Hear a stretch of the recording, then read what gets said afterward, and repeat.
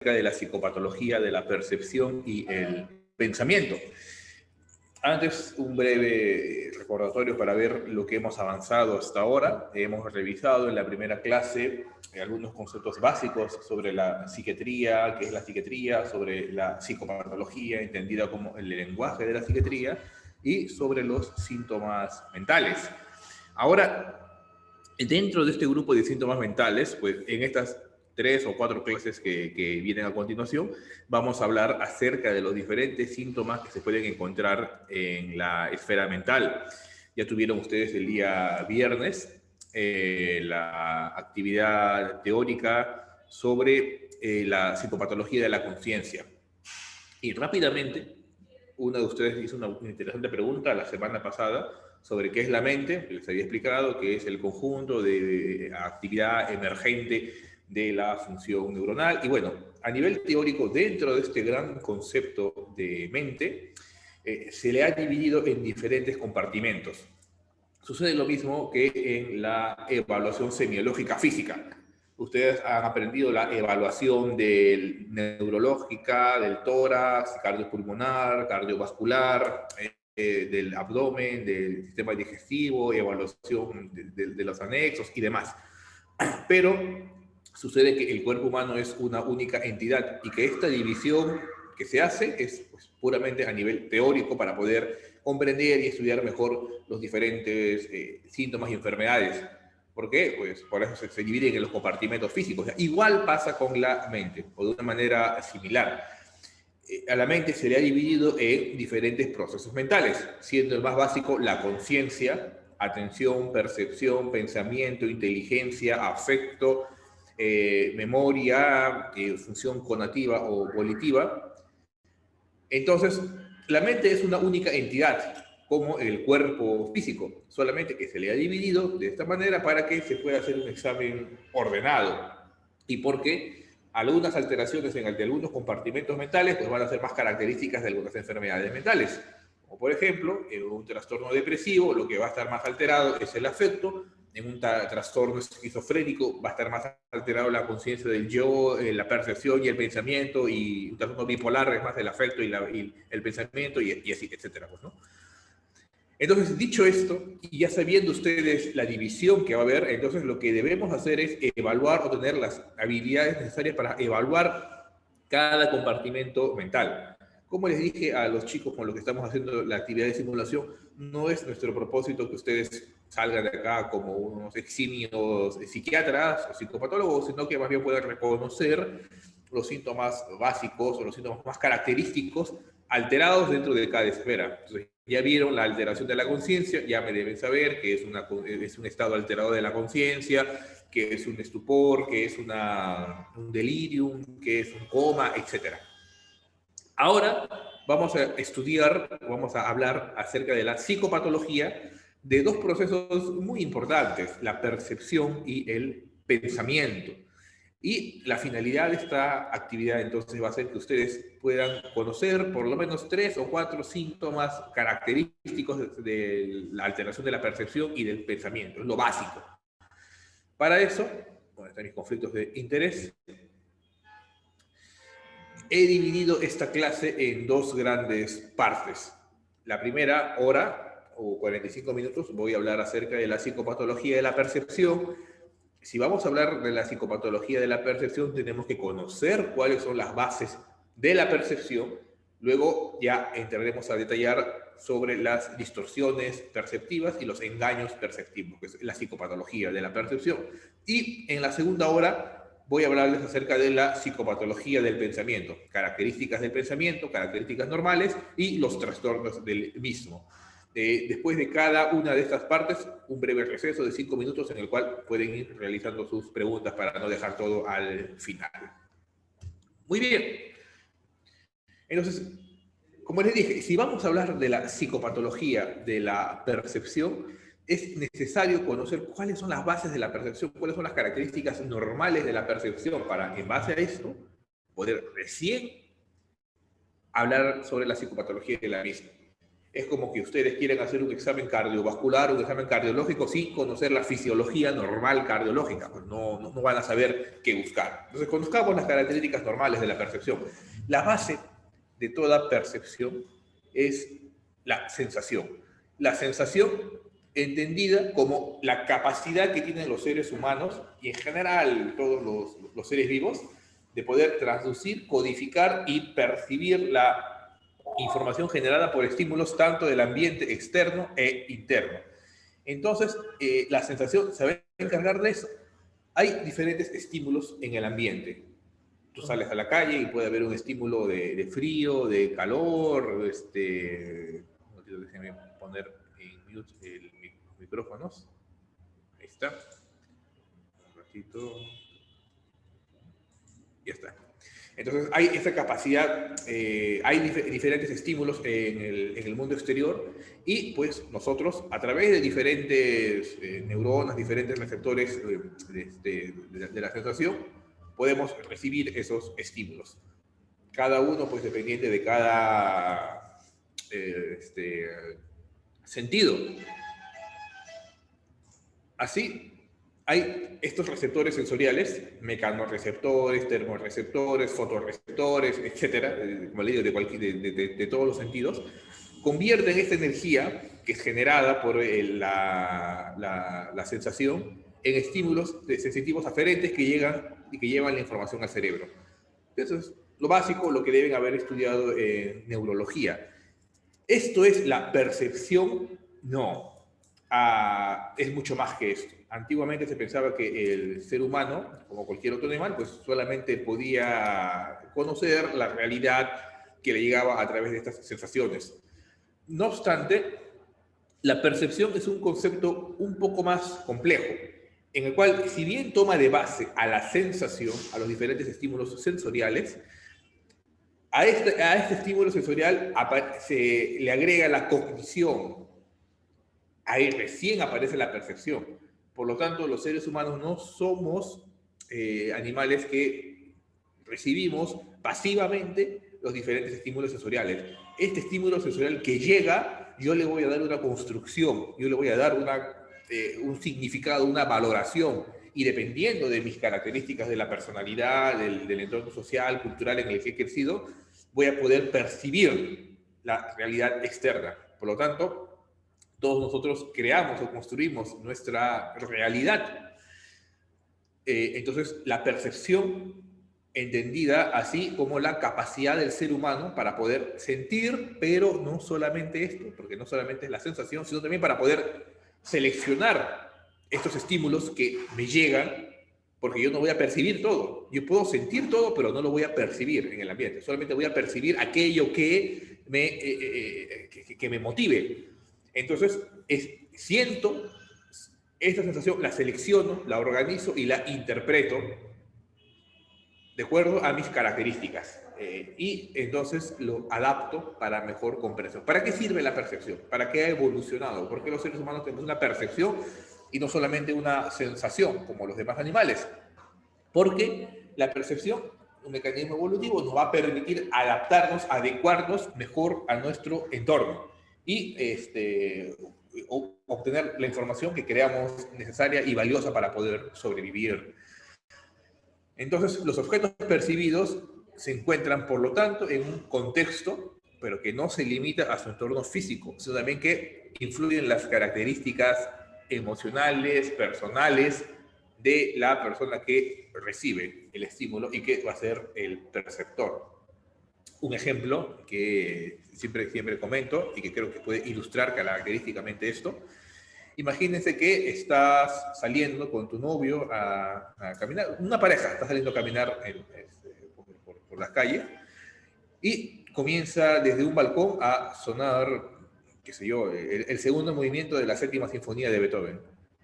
La chica, que ha tenido formación musical, que ha leído acerca de la biografía de Beethoven, que ha visto diferentes documentales y ha leído libros al respecto, pues recibe este estímulo sensorial, lo procesa, su cognición, su personalidad, lo que ya sabe, qué hermosa música, qué belleza de sinfonía. me encanta, y hasta se puede poner a llorar. O sea, ese estímulo por el pensamiento que ella tiene y lo ha procesado de determinada manera que aparece esta percepción específica. Pero, por ejemplo, el varón, pues, un hombre que no tiene ninguna formación en nada, pues no sabe, no ha leído, ni siquiera sabe quién es Beethoven, no sabe identificar la música esta, se dedica solamente a escuchar música barriobajera y no percibe nada, no sabe nada. Solamente es puro ruido, no entiendo qué es esa música y hasta se puede dormir. Entonces se dan cuenta como un mismo estímulo que es recibido por ambos, porque ambos tienen su oído funcionante, pero va a depender de la cognición para que sean percibidos de distinta manera. Entonces, por eso los seres humanos no somos solamente receptores pasivos de los estímulos externos, sino que los procesamos, los seleccionamos y de acuerdo a lo que ya yo vaya sabiendo, lo voy a interpretar de distinta manera. Imagínense, por ejemplo, pues que la chica vaya al barrio de su novio y comience a escuchar esta música media, que le llaman moderna, y no la paso, no entiendo, hasta me genera náuseas. Entonces puede pasar pues que también ella no tiene esa formación, pues, ¿no? O esa deformación, o como quieran ustedes llamarle, y pues no percibe la música de la misma manera. Entonces cada ser humano va a percibir su realidad de acuerdo a la formación que vaya obteniendo. Y esto es muy importante, porque un mismo hecho puede ser interpretado o puede ser percibido de distinta manera. Es por eso que, por ejemplo, lo que pasó ayer, pues, ¿no? Ambos candidatos son la misma cosa, pero cada uno lo percibe de distinta manera, porque cada uno tiene su propia formación, sus propias ideas, sus propios juicios, sus propios prejuicios y demás.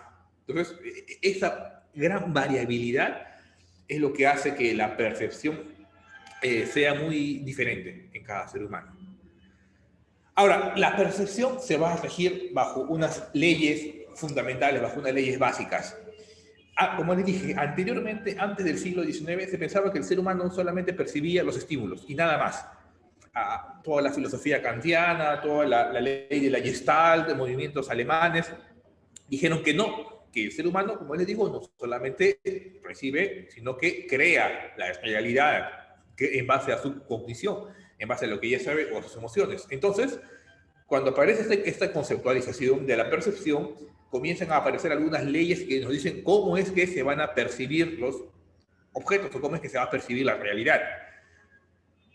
Primero tenemos la ley de la proximidad. ¿Qué nos va a decir esta ley? Tenemos una serie de objetos y acá yo los puedo percibir como si fueran uno solo. Pero ¿qué pasa si yo comienzo a agrupar los objetos separadamente? Yo voy a percibir los objetos que se encuentren cerca de sí o que se encuentren próximos entre sí como si fueran uno solo. Entonces acá tú podrías estar percibiendo 3 columnas, cuando en verdad siguen siendo diferentes puntos blancos. Pero como están juntos entre sí, tú los percibes como si fueran una única entidad. ¿Ah? De ahí tenemos la ley del cierre. ¿Qué nos dice esto?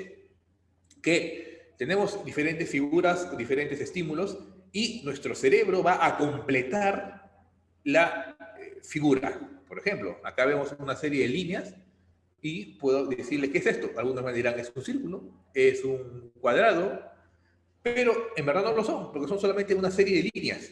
Pero nuestro cerebro se encarga de cerrar esta falta de información. Y tenemos la ley de la similitud. ¿Qué nos dice esta? Que tenemos diferentes objetos. Algunos objetos se van a parecer entre sí. Yo voy a tender a percibir como si fueran una única entidad aquellos objetos que se parezcan más entre sí. Entonces acá yo puedo percibir una hilera de puntos blancos, negros, blancos, negros, blancos, negros. Hay otra serie de leyes de la Gestalt. Estas son las 3 más características. Quien desee ahondar al respecto, acá les dejo un artículo publicado ya hace algunos años, celebrándose el siglo de la aparición de estas leyes de la Gestalt, del movimiento de la Gestalt, de la psicología de la Gestalt. Son unas 10, 15 leyes, ¿no? Pero estas son las más importantes. Ahora, ¿por qué es importante conocer esto? Porque cuando hablemos o cuando comencemos a hablar acerca de las alteraciones de la percepción, algunas de ellas se van a deber justamente por estas leyes de la Gestalt. Así que recuérdenlas.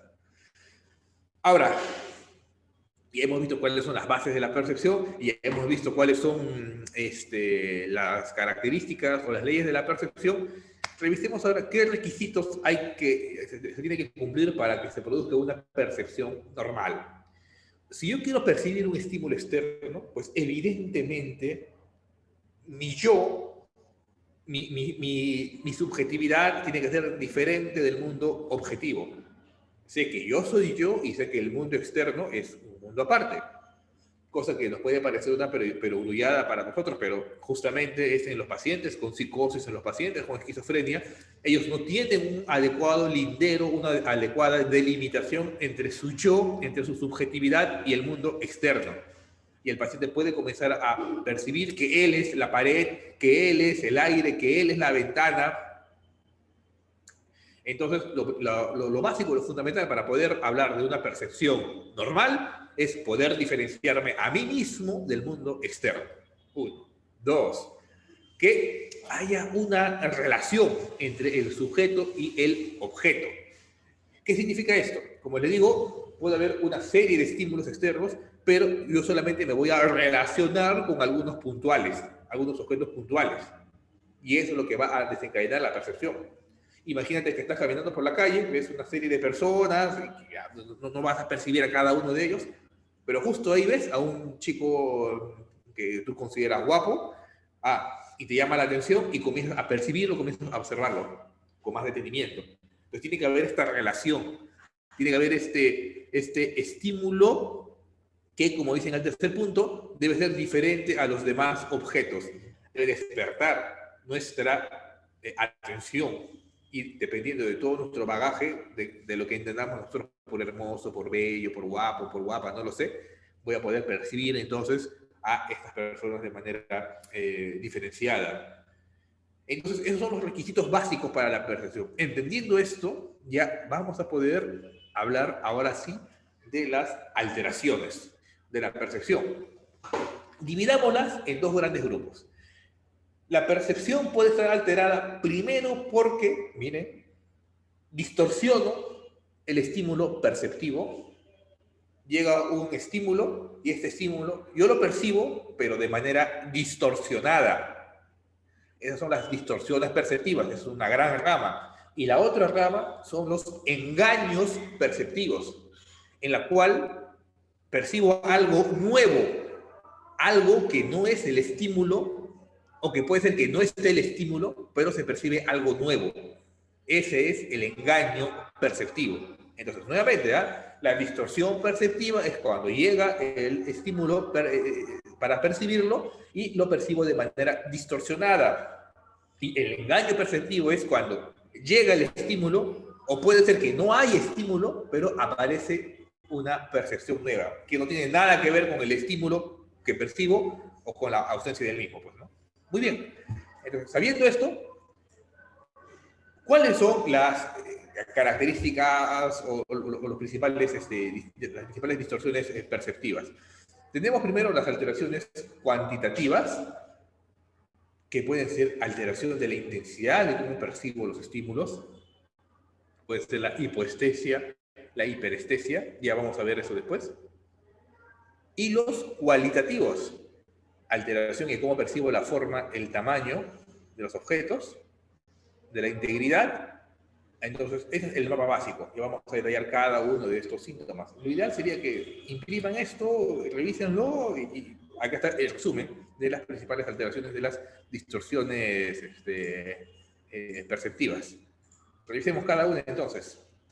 Tenemos alteraciones cuantitativas y alteraciones cualitativas. Alteraciones de la cantidad, de la intensidad del estímulo perceptivo y alteraciones de la calidad, de cómo se percibe el estímulo, o cómo se percibe este diferente estímulo. Dentro de las alteraciones cuantitativas tenemos alteraciones por defecto y por exceso. Por defecto, la hipoestesia, una disminución de la intensidad de los estímulos por un incremento del umbral para la sensibilidad. Ojo, la hipoestesia no es solamente un sinónimo del dolor, eso es la hipoalgesia o la analgesia. La hipoestesia es la disminución de la intensidad de todos los estímulos.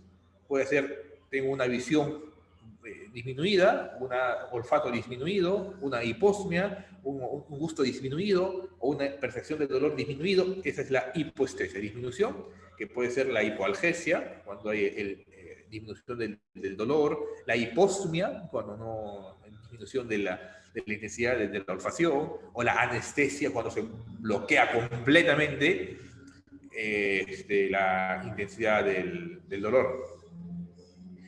¿En qué caso se puede presentar esta hipoestesia, esta disminución de la intensidad perceptiva?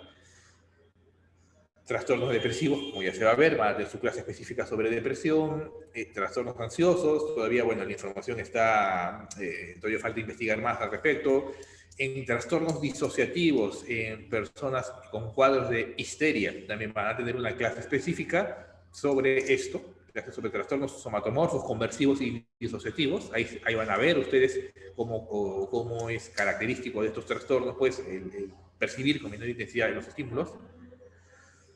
En trastornos psicóticos, este es un paciente que habíamos visto ya hace algunos años, el artículo está publicado, si quieren pueden revisar el artículo. En un paciente con esquizofrenia que escuchaba una voz que le decía, córtate los dedos, y el paciente, así como pueden ver acá, día a día, semana a semana, un día se cortaba un dedo, otro día se cortaba el otro dedo, el pulgar, el primer dedo, el anular, etc. Se iba cortando los dedos semana a semana, hasta que en un momento esta voz le dijo, córtate el pene, y el paciente, ahí, se cortó el pene, emasculación, pene, testículos, y los tiró donde los había tirado. Acudió a la emergencia de urología, los vivos, y bueno, su reconstrucción y entonces, cuando le pregunté al paciente, oiga, ¿y usted que tomaba alcohol, hacía una inyección, algo, cómo es que se cortaba? No, doctor, no sentía dolor, no había dolor. En estados psicóticos puede haber esta hipoestesia e inclusive anestesia, como muy bien lo describieron los psicopatólogos y los psiquiatras ya de hace un siglo.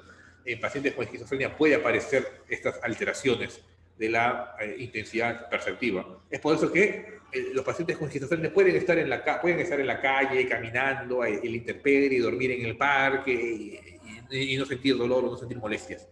Tenía otra paciente con esquizofrenia que estaba embarazada, dio luz en la calle y comenzó a caminar con su bebé colgándole del cordón umbilical, colgándole de ahí, y caminaba. No sentía dolor, no tenía ninguna molestia. Disminución de la intensidad perceptiva, una hipoestesia.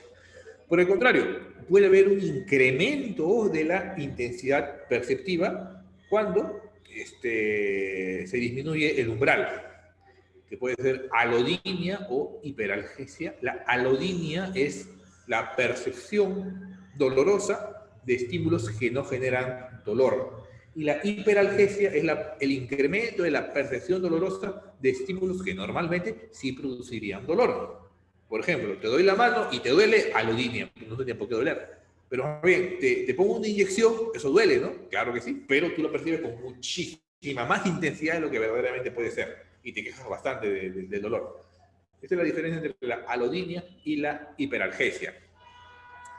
¿En qué caso se puede presentar este incremento de la intensidad perceptiva? Trastornos somatomorfos.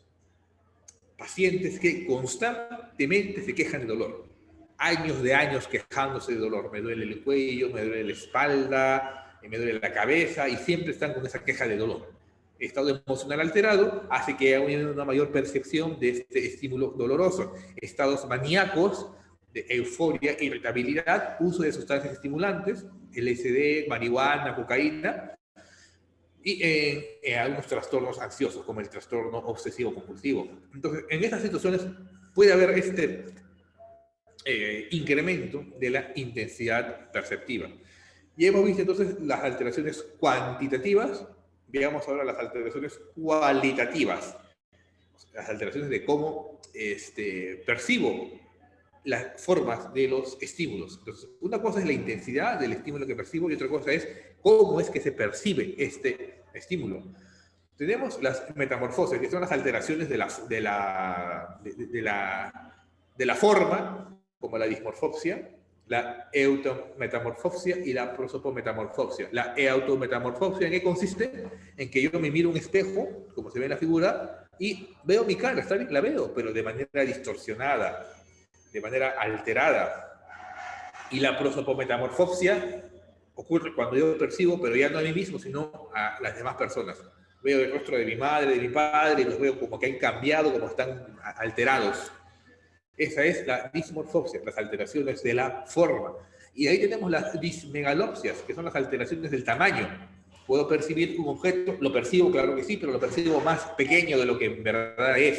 Micropsia. O los percibo más grande de lo que realmente es. Macropsia o megalopsia. ¿En qué casos se pueden presentar esto? Lo más común es en el uso de sustancias psicomiméticas, en estimulantes tipo LSD, polvo de ángel, PCP, marihuana, cocaína, mescalina, etc. Generalmente, estos pacientes con conductas adictivas, drogodependientes, en estos estados de intoxicación te van a comenzar a describir estas alteraciones, en estos estados alterados de conciencia. En pacientes con delirium, el típico abuelito que está en la unidad de cirugía postoperado y que se confunde en las noches, que se altera, que se pone agresivo, comienza a ver el mundo de manera distorsionada. En esquizofrenia, en estados ansiosos, con el uso de algunos medicamentos, también ya van a tener su clase de psicofarmacología, ahí van a ver que algunos medicamentos psiquiátricos o psicofármacos pueden producir estas alteraciones de la percepción. Entonces, por un lado, podemos tener la distorsión de la forma de la percepción y por otro lado, podemos tener una alteración de cómo se integran los diferentes estímulos que yo voy percibiendo. Tenemos, por ejemplo, la escisión perceptiva. Percibo un estímulo, lo veo, lo observo, pero este estímulo lo percibo de manera diferente, de manera doble, por así decirlo. O sea, por un lado puedo percibir el color y por otro lado puedo percibir la forma. Entonces tengo un estímulo, este estímulo está compuesto de diferentes elementos y yo en lugar de percibir como si fueran uno solo, lo percibo como si fuera diferente. ¿Me entendieron? ¿No? Esa es la escisión perceptiva. Puede ser la morfolisis, en el cual no puedo integrar las formas de los objetos y los comienzo a percibir como fragmentos. Puede ser la metacromía, en la cual hay una escisión entre el color y la forma. Por ejemplo, tenía un paciente con un primer episodio psicótico, 17 años, inicio de esquizofrenia, que me decía, doctor, el año pasado cuando yo estaba en el colegio, no entendía la clase. La profesora nos ponía un mapa del Perú en una diapositiva, y yo veía el mapa, pero por un lado veía el contorno, la figura del Perú, y por otro lado veía el color. No entendía qué estaba sucediendo. Una metacromía, una escisión perceptiva, escisión del color y la forma. ¿En qué caso se pueden presentar estos estímulos que se disgregan, que no se logran integrar? Característicos de los primeros episodios psicóticos. Y los pacientes no entienden qué es lo que está sucediendo, no entienden qué es lo que está pasando. Epilepsia, cuando comienza a aparecer esta aura epiléptica, o cuando hay una intoxicación de sustancias psicodélicas también. Pues, ¿no? Entonces, puede ser que haya un estímulo y yo lo perciba de manera distinta, y también puede ser lo contrario, que más bien haya diferentes estímulos y yo los percibo como si fuera una sola cosa. Esa es la asociación anormal de percepciones. Cuando hay dos estímulos que son diferentes y yo los percibo como si fueran una sola cosa. Puedo escuchar una música y ver un color y yo los percibo como si fueran una misma cosa. Uno, integro, asocio anormalmente estas percepciones. Puede ser una sensación simultánea anormal en la cual haya diferentes estímulos y yo los perciba como si fueran uno solo, o puede ser la sinestesia. Cuando yo percibo un estímulo, pero este estímulo que yo percibo se divide en dos. Y son dos entidades que las percibo. Por ejemplo, comienzas a escuchar una música y comienzas a sentir un sabor en tu boca. ¿Qué cosa estoy sintiendo? Algo estoy sintiendo. O comienzas a ver una letra y comienzas a escuchar algo. O comienzas a escuchar una sinfonía y comienzas a ver colores. O sea, hay dos estímulos que se perciben como si fueran uno solo, que se integran. Eso es una asociación anormal de las percepciones. Por ejemplo, el gran Kandinsky, pintor de inicios del siglo recién pasado, inicios del siglo XX, era un sinesteta. Él decía, cada vez que voy a escuchar las óperas de Wagner, comienzo a ver colores. Y acá los pintaba. Parte de la pintura abstracta, pues, ¿no? Así que puede haber diferentes tipos de sinestesia. Grafema color, veo una letra, me imagino un color. Cromestesia, hay un sonido, escucho un sonido y comienzo a ver colores. Son las sinestesias más comunes. Pueden ser de dos tipos: primarias, cuando ya nace así la persona, cuando hay un cambio en el procesamiento sensorial primario y eso se asocia a una mayor creatividad, porque comienzan a asociar diferentes estímulos y pueden tener mucha capacidad creativa estas personas. O también puede ser lo contrario, secundaria, cuando ingiere algunas drogas, algunas sustancias o en enfermedades neurológicas y comienza a tener estas sensaciones sinestésicas. Esos son, por un lado, entonces, todas las distorsiones perceptivas.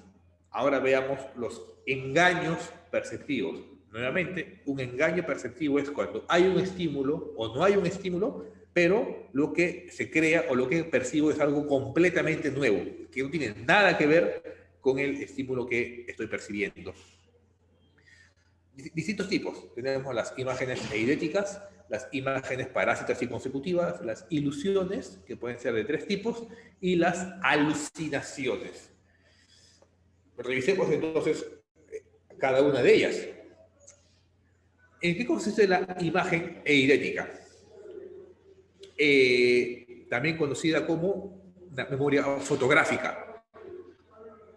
Percibo un estímulo y una vez que desaparece ese estímulo, puede quedar alguna parte de lo que he percibido en mi memoria y recordar, pues, ¿no?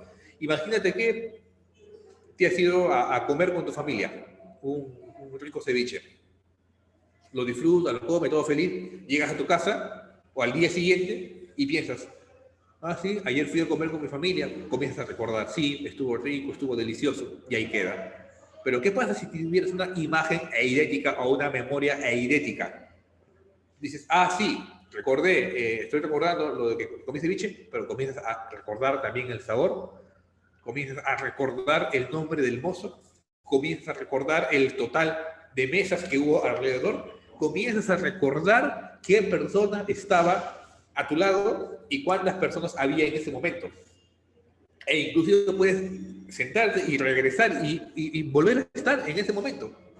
O sea, la imagen eidética es un recuerdo persistente que se genera, desaparece el estímulo, pero queda ese recuerdo y tú lo puedes evocar sin necesidad de que aparezca o de que haya el estímulo.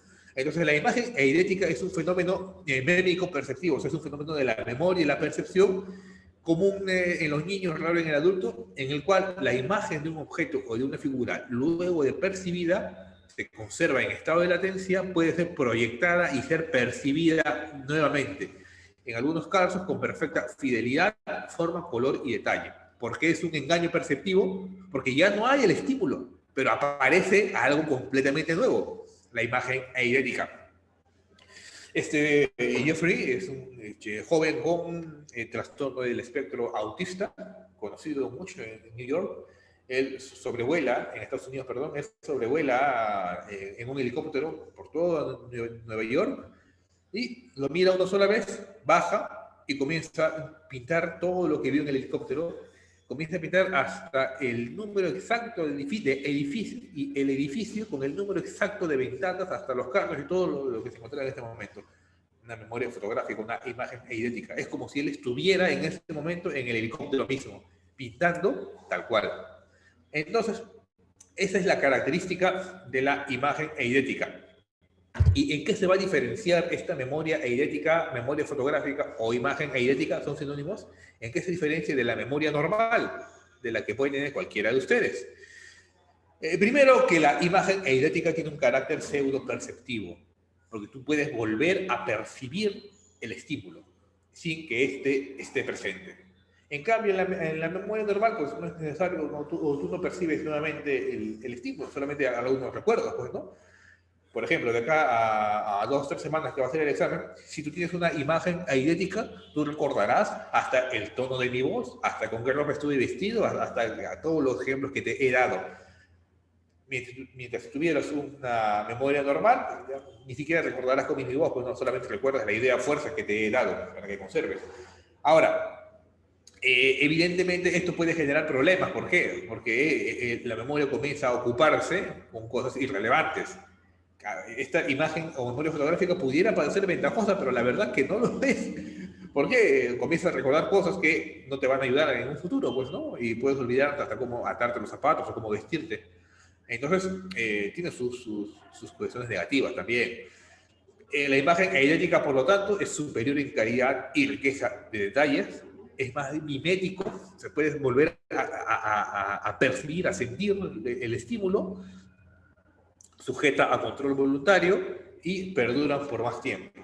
La memoria visual normal, pues yo te doy 10 estímulos y lo normal es que percibas entre 6 a 7 estímulos. En la memoria eidética puedes percibir los 10 con total fidelidad y los recuerdas por bastante tiempo. Las imágenes parásitas o consecutivas, ¿en qué consisten? Hay un estímulo, tú estás con ese estímulo constantemente presente, desaparece el estímulo, pero sigues percibiendo el estímulo. Imagen parásita e imagen consecutiva. Entonces, se produce una percepción luego de una exposición prolongada a cualquier estímulo real. ¿No te ha pasado que estás viajando en la combi y el conductor pone una música y la repite y estás viajando una hora o hora y media hacia tu casa y cuando bajas y estás comiendo, cenando, sigues escuchando esta música? Es que te ha quedado, pues, ¿no? La imagen parásita e imagen consecutiva. Cuando se encuentra en el espacio interno, como por ejemplo pensamientos, ideas, imágenes, se le llama imagen parásita. ¿Cómo desaparecen? Te concentras. No, y ya desaparece la imagen. Y cuando es en el espacio objetivo o en el espacio externo, como por ejemplo la música o un olor, qué sé yo, son imágenes consecutivas o posimágenes que duran pocos segundos y sabemos que no son reales, pues. Sabemos que es falso, que eso no está presente. Entonces, el estímulo que lo percibo por mucho tiempo y retiro, puedo seguir percibiéndolo. Imagen parásita o imagen consecutiva. Las ilusiones. Las ilusiones es cuando hay un estímulo real, pero lo percibo de manera errónea. Ojo, no es lo mismo la ilusión que la distorsión. En la distorsión yo percibo el estímulo y sigo percibiendo el estímulo, pero este estímulo real lo percibo de manera distorsionada.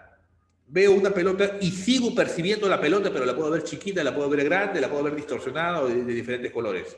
Pero en cambio, la ilusión aparece una percepción falsa. Percibo una pelota, pero en lugar de ver la pelota, veo una naranja, veo una manzana, veo un perro, qué sé yo. ¿Me entiendes, no? Entonces, en la ilusión, por eso que es un engaño perceptivo. Está el estímulo, pero percibo algo falso, algo nuevo, algo que no tiene que ver con el estímulo. Es una percepción falsa o errónea de un estímulo real, que puede ser de distintos tipos.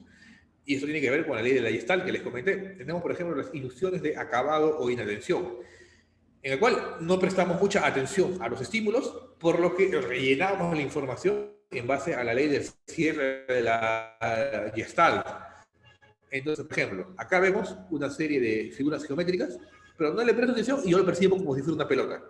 ¿Esto es una pelota? No, solamente es una serie de figuras geométricas.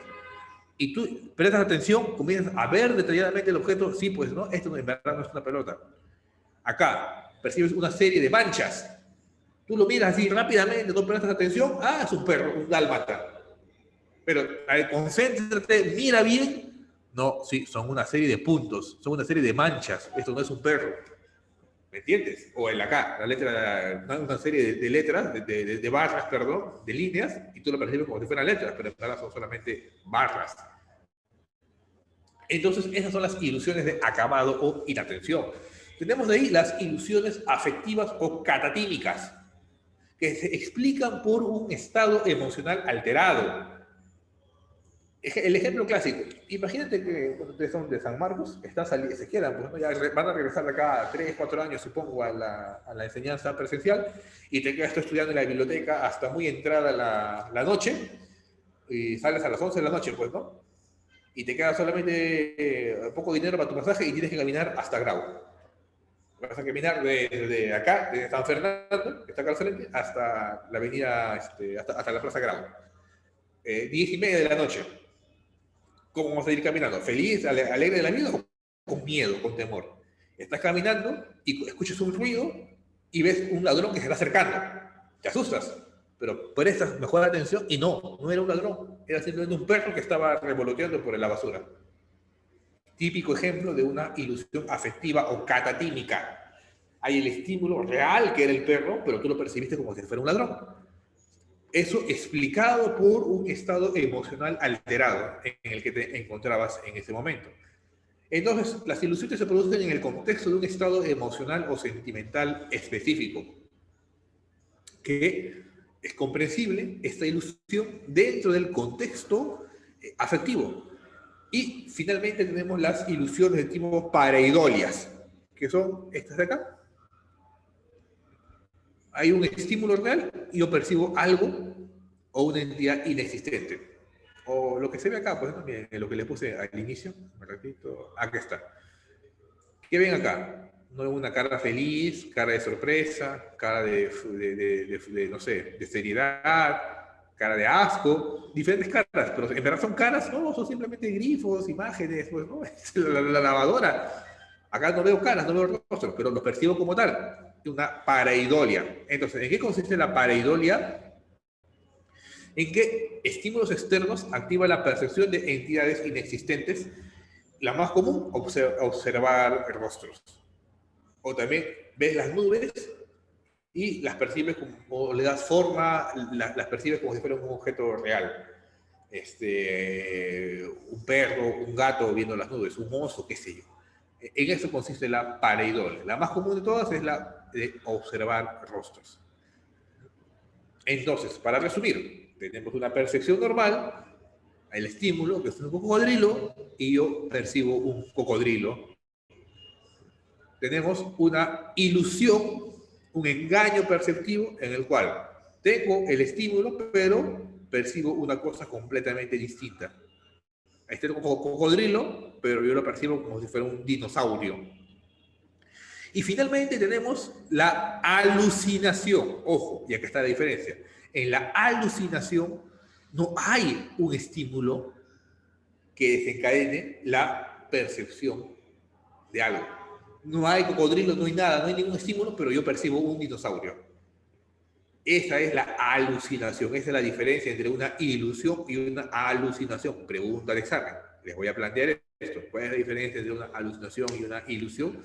Es que en la ilusión hay un estímulo que se percibe de manera engañosa, mientras que en la alucinación yo percibo algo de manera engañosa, pero no hay ningún tipo de estímulo. Entonces, ¿cómo definimos a la alucinación? Como percepciones que tienen lugar sin la presencia de un estímulo externo. Son vívidas, son claras, con toda la fuerza e impacto de una percepción normal, no están sujetas a control voluntario, no puedes tú decir, ya, ahora voy a alucinar, no, es más bien involuntario, puede darse de cualquier modalidad sensorial, puedo ver algo, puedo escuchar algo, puedo oler algo, sentir algo, tocar algo que no existe, pero las alucinaciones auditivas, el típico escuchar voces, son las más comunes en trastornos psicóticos, en la esquizofrenia y en otros trastornos relacionados. Ya vamos a ver cuáles son. Ahora, primera pregunta, ¿las alucinaciones pueden producirse en la población general? ¿Las alucinaciones son sinónimo de enfermedad mental? No, no son sinónimo. Puede ocurrir en la población normal, puede ocurrir en la población general. ¿No les ha pasado a ustedes que están caminando por la calle y comienzan a escuchar que le llaman Pedro, o su apellido, todavía? Pedro Tejada, Mayra Díaz, qué sé yo, y te llaman? Y tú volteas, ¿y quién me está llamando? ¿Me escucho? Una alucinación. O cuando estás recién despertando, o cuando recién vas a iniciar el sueño, comienzas a escuchar cosas. Bueno, no estás psicótico, eso no es sinónimo de psicosis, sino que las alucinaciones pueden producirse en la población general. Ojo, también pregunta de examen. No toda alucinación es sinónimo de esquizofrenia o psicosis. Quítense esa idea de la mente. Por el contrario, las alucinaciones en la población general son relativamente comunes. Puede pasar en qué estados? En experiencias relacionadas con el sueño. En estados hipnagógicos o hipnopópicos, o sea, cuando recién inicio el sueño o cuando recién estoy despertando del sueño, ahí pueden aparecer estos fenómenos alucinatorios. Además, cuando hay una privación del sueño, cuando tú comienzas a decir, ya, bueno, dejaste todo al final y no estudiaste nada para tu examen de psiquiatría y la noche anterior te amaneces estudiando. Lo más probable es que en este estado de privación del sueño comiencen a aparecer fenómenos alucinatorios. ¿Estás psicótico? No, pues simplemente se pasó o pasa por alteraciones en el sueño. Inducido por la hipnosis, inducido en estados de trance, en actividades religiosas, en actividades ritualísticas. Una cosa es que tú estés en una iglesia y todos en este estado alterado de conciencia, en este estado de éxtasis, comienza a escuchar la voz de Dios. Bueno, es normal dentro de su contexto religioso, pues, ¿no? Pasa en la población general. Que están psicóticos, que están alucinados, no, es parte de sus creencias. Pero diferente sería que, por ejemplo, yo, que soy un ateo esencial total, que yo no creo para nada en Dios, y al día siguiente venga y les diga a los médicos con los que trabajo, escuché la voz de Dios, Dios me ha dado una misión. No, hay una alteración en el patrón normal y me tienen que utilizar. Entonces, en actividades religiosas, en actividades ritualísticas, pueden aparecer estos fenómenos alucinatorios, no son patológicos, por si acaso. Expectativas, influencias socioculturales, en estados de duelo, un familiar ha fallecido, y tú al día siguiente puedes verlo, o después de una semana puedes ver su espíritu, puedes ver su alma, puedes escuchar su voz. ¿Estás psicótico? ¿Estás loco? No, pues simplemente por el duelo se explica eso, pues, ¿no? Ya después de unos días, o cuando prestas atención, tú eres consciente de que lo que percibiste no es real. En el aislamiento sensorial o el confinamiento, en el cual tú a una persona la aíslas completamente, sin ningún tipo de estímulo, en un cuarto completamente oscuro, y esta persona comienza a generar diferentes estímulos para no enloquecer. Comienza a escuchar voces, comienza a ver colores, comienza a sentir olores. Abuso infantil también, en fatiga, estás cansado, estás fatigado o en situaciones de estrés que amenazan la vida, ahí pueden aparecer estos fenómenos alucinatorios. Entonces, las alucinaciones pueden pasar en la población general, no solamente en los trastornos psicóticos.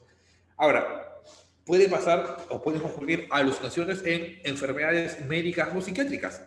Casi toda la medicina interna pues cursa con fenómenos alucinatorios.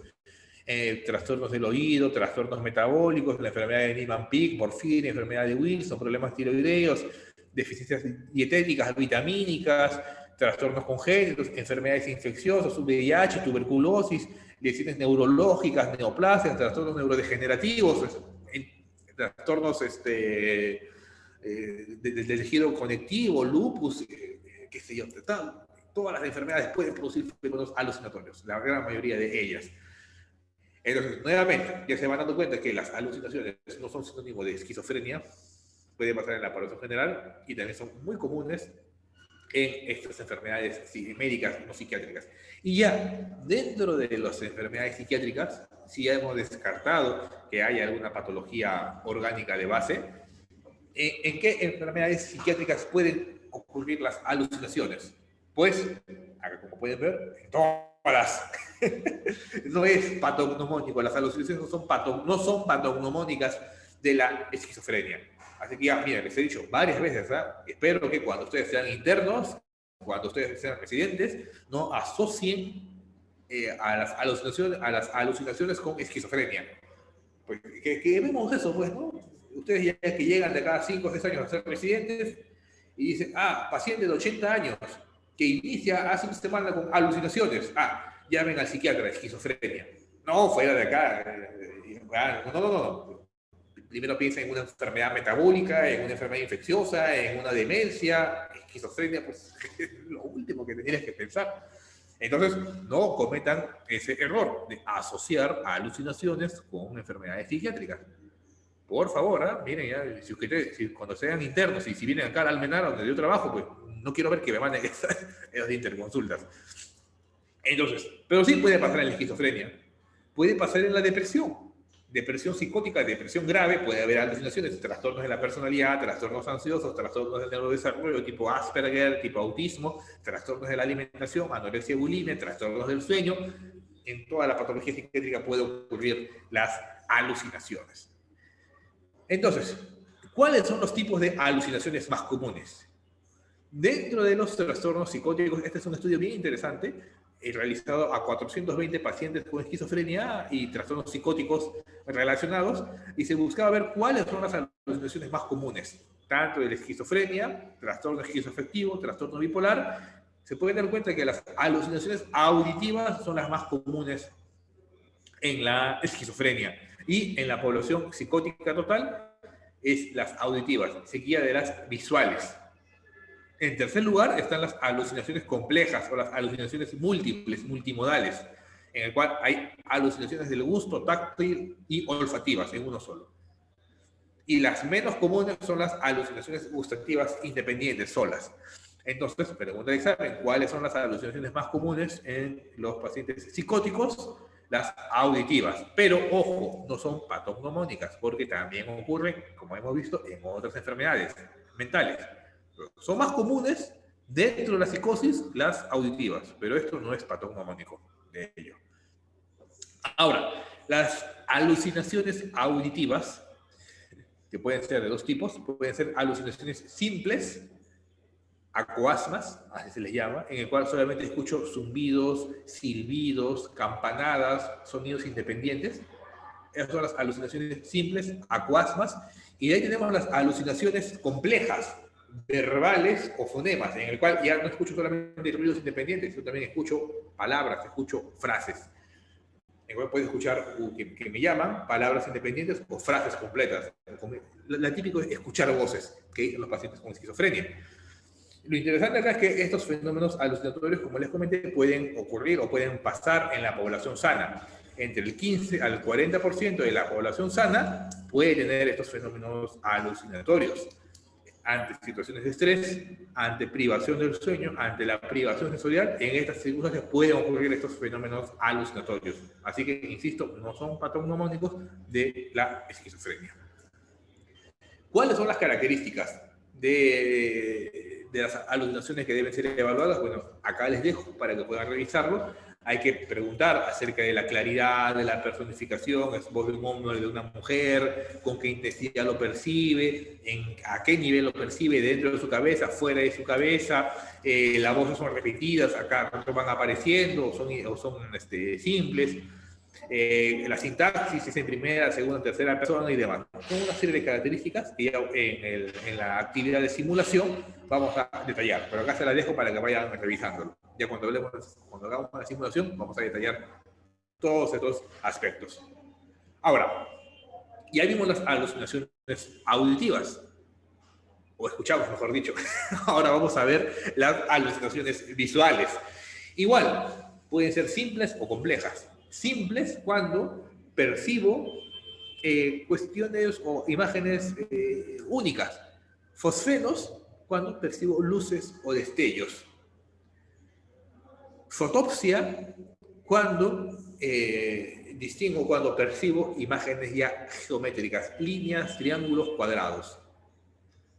Cinetopsia cuando estas figuras geométricas comienzan a moverse y tienen movilidad. En los fosfenos son inmóviles, puntos inmóviles o luces inmóviles. En las fotopsias son imágenes geométricas pero también inmóviles. En las cinetopsias son imágenes que comienzan a moverse. En la palinopsia, como ven en la imagen de acá, el típico, lo que hacen con el lápiz, pues, ¿no? Que comienzan a moverlo y comienzan a percibirlo de manera distorsionada. Esa es la palinopsia, continuar sintiendo, continuar percibiendo un estímulo que ya no está presente. Y la poliopía es cuando percibo dos estímulos visuales como si fueran uno solo. Son las alucinaciones simples. Y tenemos las complejas, en las cuales ya no percibo imágenes geométricas o cuestiones independientes, sino puedo percibir objetos constituidos como tal, imágenes de animales, un león, un perro, animales, bichos, qué sé yo, personas, y en los casos más complejos, inclusive escenas completas. escenas completas de toda una representación teatral inclusive, pues, ¿no? Una imagen completa, distorsionada, alterada. Las gustativas también pueden ser simples, en el cual percibo un único sabor, dulce, agrio, salado, amargo, o compleja, cuando percibo la comida entera, una bebida entera, ya no solamente el dulzor o el amargo, ¿no? Sino toda la sensación que produce comer un lomo saltado, comer un ceviche, no lo sé. Y en el cual se incluyen componentes tanto olfativos como somatosensoriales. Pueden ser localizados a nivel parcial en una parte de la lengua, entre los incisivos, o de localización generalizada en toda la boca, inclusive también puede ser percibido en la garganta. Las olfativas. Tenemos la fantosmia, que es la percepción de un olor que nadie más puede percibir, que no existe, pues, ¿no? Puede ser la cacosmia o la eosmia. La cacosmia es cuando percibo olores desagradables y la eosmia cuando percibo olores agradables. Ahora, depende también del curso. Pueden ser breves, persistentes y depende de la ubicación. Por ejemplo, yo puedo percibir un olor desagradable, pero dependiendo de dónde lo perciba, el origen de este mal olor lo interpreto de distinta manera. Por ejemplo, un paciente con depresión dice que percibe un olor a heces, un olor excrementicio, y que él es quien genera ese olor. Por eso se aleja de la gente. No valgo, no sirvo, soy una porquería de ser humano, miren, huelo a desechos encima. No, se retira. Cuando la cacosmia se percibe hacia él mismo. Pero en cambio, procedente de él mismo, pero en cambio, cuando la cacosmia se debe a un olor externo, que alguien me genere ese olor, ¿cómo lo interpreta el paciente? Ah, me quieren envenenar, me quieren matar, me quieren hacer algún daño. Entonces la cacosmia percibida desde fuera, pues es interpretada generalmente como un signo de daño, de perjuicio. Puede ser propia o externa, y lo interesante, en la población general puede ser más común o es más común en las mujeres. La mujer tiene una mayor riqueza en poder describir los diferentes estímulos sensoriales, que sean visuales u olfativos. Pueden distinguir mejor los colores, pueden oler mejor los diferentes estímulos. Bueno, una cuestión ya biológica, entre biológica y cultural. De ahí tenemos las alteraciones de las sensaciones corporales, que pueden ser, dependiendo de las diferentes modalidades sensoriales. Puede ser la esteroceptiva, la modalidad esteroceptiva, pues alucinaciones táctiles. Comienzo a percibir o a tocar cosas que no existen. Puede ser de la modalidad interoceptiva, o sea, de los estímulos viscerales. A eso se le llama alucinaciones somáticas o viscerales. Siento que mi estómago no funciona, me falta cerebro, me falta el corazón. De la modalidad propioceptiva o kinestésica del movimiento, de cómo está el movimiento, de su ubicación en el espacio. El paciente dice, siento que alguien me está moviendo la mano. Él lo mueve, pero él no sabe que lo está moviendo. O, en el peor de los casos, el paciente está quieto, está móvil, pero dice, mi mano se está moviendo, alguien está moviendo mi mano. Pero tú ves, nadie la está moviendo. Una alucinación kinestésica. Puede ser de dolor, un dolor alucinado, sexual, térmica, etc. Depende de la sensación corporal, pueden aparecer estas alucinaciones. Y la senestésica o la senestesia es la combinación de todas. ¿Qué es la senestesia? Es la capacidad del ser humano de integrar todas las diferentes modalidades sensoriales y de percibir su propia existencia. Entonces, yo junto mi modalidad esteroceptiva, interoceptiva, propioceptiva, kinestésica, vestibular, dolorosa, de temperatura y demás, álgica y demás, todo se junta y yo digo, yo soy un ser humano que existe, yo soy un ser humano que está en la realidad, porque siento, percibo, ya. Esa sensación de integridad de la totalidad se puede alterar en las alucinaciones senestésicas. El paciente dice, caso, por ejemplo, de un síndrome de Cotard, no existo, ya morí, no hay mi alma, no hay mi cuerpo, he dejado de existir, estoy muerto, no existo. Ya, es el mayor grado de alucinación. Tú puedes ir un pequeñito grado de sentir algo que no existe hasta el máximo grado que es decir que no existes, y es la alteración de la senestesia. Y acá les dejo algunas preguntas que vamos a tener que desarrollar en la actividad de simulación de cómo preguntar, en caso de trastornos psicóticos, qué preguntar para poder obtener la mayor cantidad de datos respecto a las alucinaciones. Los dejo para que los puedan ir revisando. Muy bien, antes de entrar entonces a la psicopatología del pensamiento, ¿alguna pregunta, alguna duda que tengan? Pueden levantar la mano para activarles el micrófono.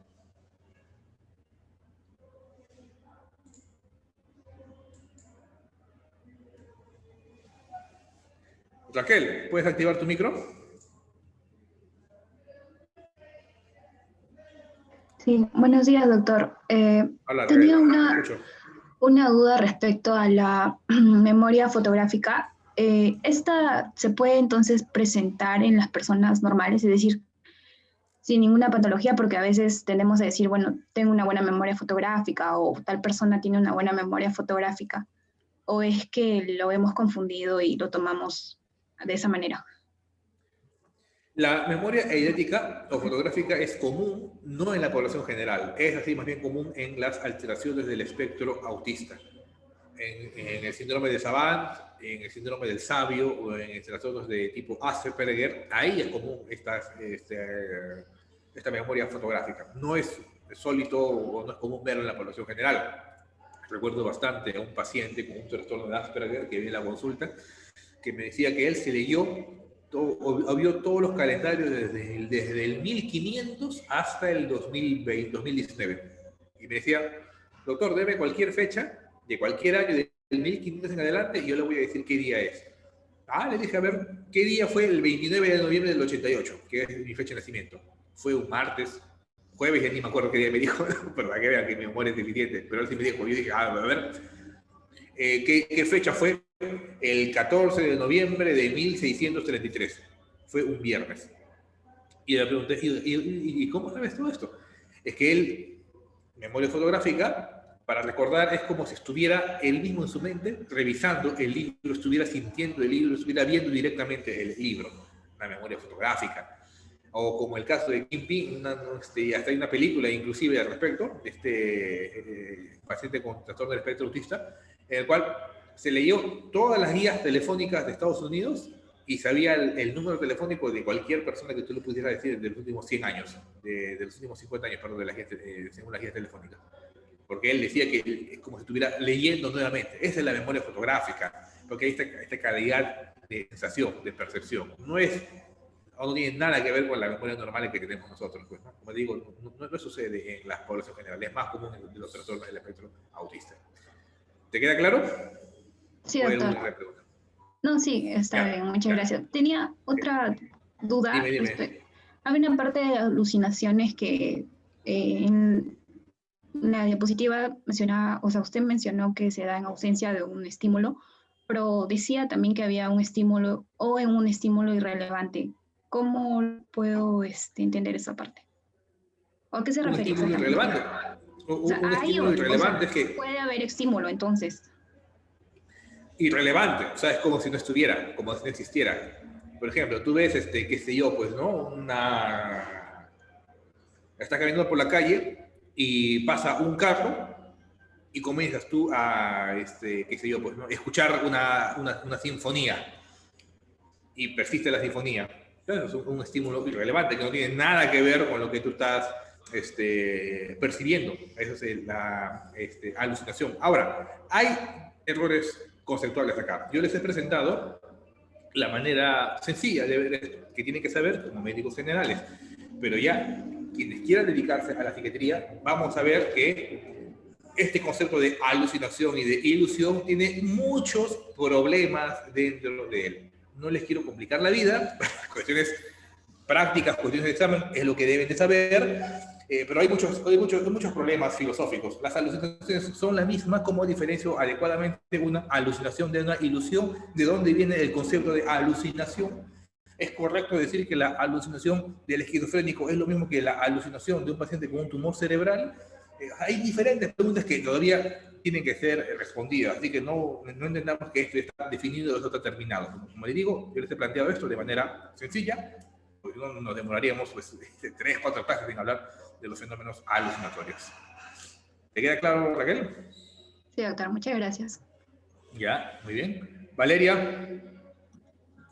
Doctor, buenos días. No me había Hola, quedado claro la Valeria. diferencia entre imagen parásita versus la imagen consecutiva que había mencionado en la diapositiva. A ver, mira, voy a poner acá nuevamente.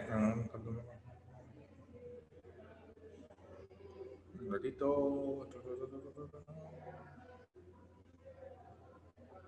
Aquí está. Mira, en la imagen parásita ocurre en el espacio interno. Pensamientos, ideas, imágenes, pero que están dentro de tu mente.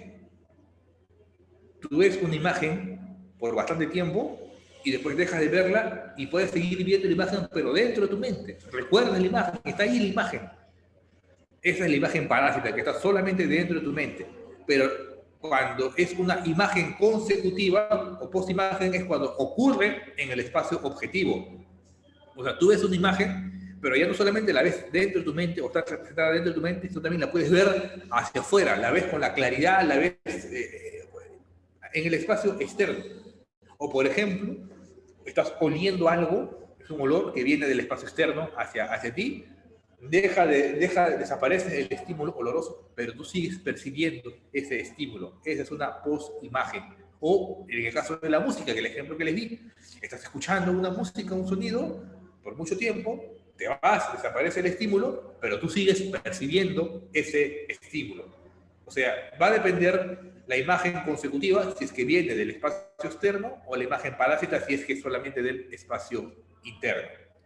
¿Me entendiste la diferencia? Sí, doctor, gracias. Ya, muy bien. Robert, ¿puedes activar tu micro?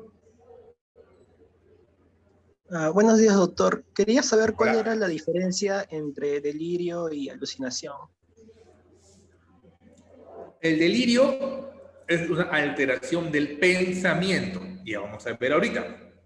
Y la alucinación es una alteración de la percepción. La alucinación es escuchar una voz.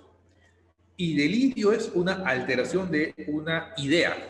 Creer que te persiguen los comunistas, que te persiguen los terroristas y que todo el mundo nos vamos a convertir en comunistas, es una idea distorsionada, pues, ¿no? No es una percepción, más bien es una idea alterada.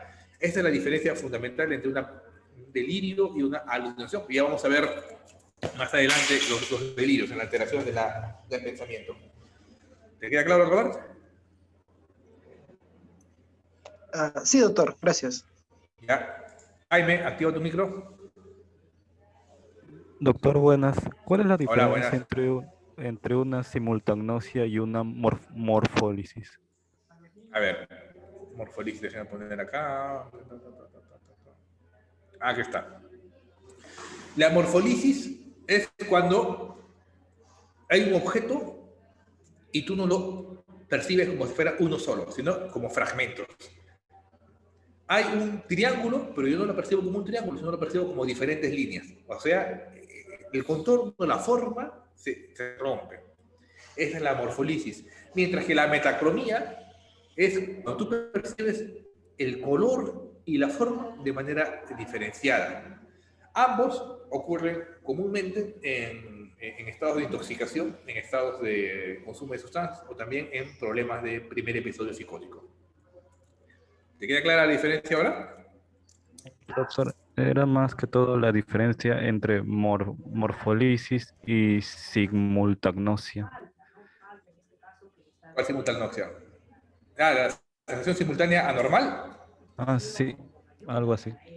Claro, pero la sensación simultánea anormal es que son dos estímulos diferentes que tú los percibes como uno solo. En cambio, acá en la morfolisis es un único estímulo que tú lo rompes y no percibes este objeto como uno solo, sino en diferentes partes. Ahora sí, doctor, muchas gracias. Ya, muy bien. Diego, ¿tú hablaste, no, Diego? ¿O quién habló ahorita? Diego, ¿puedes activar tu micro? Sí, doctor, buenos días. Tenía una consulta sobre, en personas que no tienen un trastorno psiquiátrico de fondo ni consumen algún tipo de sustancias, presentó un ejemplo de que en la población general puede haber alucinaciones dentro del contexto de una actividad religiosa. ¿Cuál sería la explicación? La explicación es que en estos estados de éxtasis, en estos estados de alteración de la conciencia, pueden aparecer estos fenómenos alucinatorios. Tú repites constantemente una frase, repites constantemente una oración, comienzas a presentar esto. Como pasa en los casos de meditación, por ejemplo, también, pues, ¿no? En estos estados de alcanzar el éxtasis o alcanzar el nirvana solamente con la meditación, o sea, suprimir la mayor cantidad de estímulos para poder percibir algo nuevo. Eso es algo común que pasa en la práctica religiosa. No es que sea una alteración neurobiológica o un fenómeno psiquiátrico o psicótico. Como te digo, se explica dentro de un contexto religioso. Es por eso que antiguamente los chamanes o la gente que tenía este don, digamos, de poder comunicarse con Dios, pues eran aquellos que podían entrar voluntariamente a estos estados alterados de conciencia. O, en todo caso, si tú no lo podías hacer, ya comienzas a utilizar algunas sustancias psicoactivas, tipo ayahuasca, tipo San Pedro, estas cosas, ¿no? Para entrar en comunión con las diferentes divinidades, pues, ¿no? O sea, es más que nada por este estado alterado de la conciencia, que puede ser alcanzado a través de repetición de oración, de repetición de mantras, de meditación, o poder utilizar estas sustancias psicoactivas. Gracias, doctor. Muy bien. Dos más, Antonella y Edith. Antonella primero. Sí, doctor, buenos días. Tenía dos dudas. Uno, o sea, de lo que entendí de la diferencia entre las imágenes parásitas y consecutivas, o sea, las parásitas vendrían a ser como que ideas o pensamientos, dijo, que solo están en tu mente. Entonces, ¿qué es el olor? Yo imagino, o bueno, yo tengo la idea del olor de una flor y se queda así permanentemente ese olor de la flor. No. O sea, tú percibes el olor y si sigues percibiendo el olor, por más de que ya no esté el olor, o sea, si lo sientes ese olor, entonces eso no es una imagen parásita porque no está solamente en tu mente. Tú estás percibiendo realmente ese olor, esa es una imagen consecutiva, porque viene del espacio externo, desde fuera viene esa sensación. Entonces, ¿podría darme un ejemplo de cómo sería una imagen parásita, por favor? Una imagen parásita, estás pensando en tu novio, todo el día estás pensando, porque estás al lado de él y se fue, ya no está contigo, pero sigues pensando en él y sigues pensando en lo que te dijo, en lo que te habló, en el momento que pasaste con él, y de momento te concentras, pero si ya se fue, ya no está acá y desaparece la imagen. Son cosas que están solamente dentro de tu mente, pues, ¿no? O ves una imagen, ves una fotografía y la imagen de la fotografía se queda representada dentro de tu mente. Cosa diferente sería que tú vieras la fotografía en tal y quitas la fotografía, pero sigues percibiendo la foto como tal en el espacio externo. Una cosa es lo que está dentro de tu mente y otra cosa es en el espacio externo. Es como simplemente comenzar a escuchar tus propios pensamientos, pues, ¿no? Tus ideas, tus pensamientos están en tu mente, pero ahí cuando las externalizas, cuando las hablas, ya tú mismo puedes escuchar tu propia voz, pues, ¿no? Esa es la principal diferencia, el espacio interno y el espacio externo, el espacio subjetivo y el espacio objetivo. Ah, de acuerdo. Mi otra pregunta era, no entendí mucho la diferencia entre la sensación simultánea normal y la sinestesia. Sensación simultánea anormal, tienes dos estímulos diferentes. Por ejemplo, estás en la calle y ves un perro y escuchas una música y tú los percibes como si fueran una única cosa. Tienes dos estímulos diferentes y los percibes como si fueran uno solo. Esa es la sensación simultánea anormal. Mientras que la sinestesia es que hay un objeto y tú percibes, o este objeto despierta dos modalidades o hasta varias modalidades sensoriales en ti. Por ejemplo, tú escuchas una música y aparte de escuchar la música, también saboreas la música y también ves los colores de la música. ¿Me entiendes? Entonces, una cosa es la sensación simultánea anormal, que hay dos estímulos y los percibes como si fueran uno solo, y otra cosa es que haya un solo estímulo, pero ese un único estímulo despierte varias sensaciones en ti, que sería la sinestesia. ¿Me entendiste la diferencia? Sí, doctor, muchas gracias. Ya, muy bien. Y finalmente, Edith. Doctor, buenos días. Una consulta. Hola. En relación a las alucinaciones en contextos como el duelo, ¿cuándo las alucinaciones podrían ser patológicas en estas circunstancias? Cuando la persona considera que lo que está viendo es completamente real. Cuando la persona dice, sí, me está hablando y comienza a cambiar su conducta en base a esta alucinación. ¿Qué criterio podemos utilizar para definir que una alucinación es normal o no? Sencillo, si genera alguna repercusión en la vida del paciente. Yo puedo escuchar la voz de Dios en un contexto determinado, en un contexto religioso, y no pasa nada, y ahí se queda, pues, ¿no? Pero en cambio, yo puedo escuchar la voz de Dios todo el día, a cada hora, a cada momento, y que te dice, haz esto, haz aquello, eso sí es patológico. Entonces va a depender de la duración del fenómeno. Si es un duelo, será en un momento determinado, contexto específico, y sabemos que no es real, y ahí queda. Pero si es constante, permanente, y genera alguna alteración en la vida, en el funcionamiento diario de la persona, ahí estamos hablando que es patológico, en un duelo patológico, porque recuerden que hay un duelo normal y hay un duelo patológico. Igual, hay unas alucinaciones dentro del duelo que son normales y algunas que son patológicas. ¿Te queda claro, Edith? Doctor, gracias. Muy bien, entonces vamos a avanzar, porque ya nos queda 45 minutos, con la psicopatología del pensamiento. Entonces ya hemos visto la percepción. Ya hemos definido la percepción, su patología. Si tuvieran alguna duda adicional, me pueden consultar, no hay ninguna dificultad ya después. Ahora veamos la psicopatología del pensamiento. Igual que pasó con la percepción, hay que definir qué es el pensamiento, en qué consiste el pensamiento, cuál es la función del pensamiento. Miren, sencillo. El pensamiento es la habilidad o el proceso mental por el cual los seres humanos organizan, clasifican, ordenan y expresan las ideas. Así como la unidad básica de la percepción era la sensación, la unidad básica del pensamiento son las ideas. ¿Y qué es una idea? Una idea es una representación que yo genero del mundo para poder yo adaptarme a él. Entonces, yo puedo percibir un estímulo sensorial, por ejemplo, veo un perro y percibo el perro y veo el color del perro y esto es el estímulo que está estimulando mi visión. Pero además de eso, aparece la idea del perro. Mamífero, cuadrúpedo, cánido, que tiene Canis lupus, que pertenece que tiene muchas razas y que ha sido domesticado por el ser humano, tomando como referencia el lobo. Esa es la idea del perro. ¿Me entiendes, no? Entonces, una cosa es la percepción del perro y otra cosa es la idea del perro. Así, el ser humano no solamente percibe cosas, sino también se genera ideas de las cosas. La idea de un árbol y la idea de un perro, la idea de un gato, y no solamente ideas de objetos que existen, sino también, y acá viene lo interesante, ideas abstractas. La idea del amor, la idea de la justicia, la idea de la dignidad, la idea del odio, y diferentes tipos de ideas. Entonces, aparecen estas ideas. ¿Y cuál es la función de las ideas?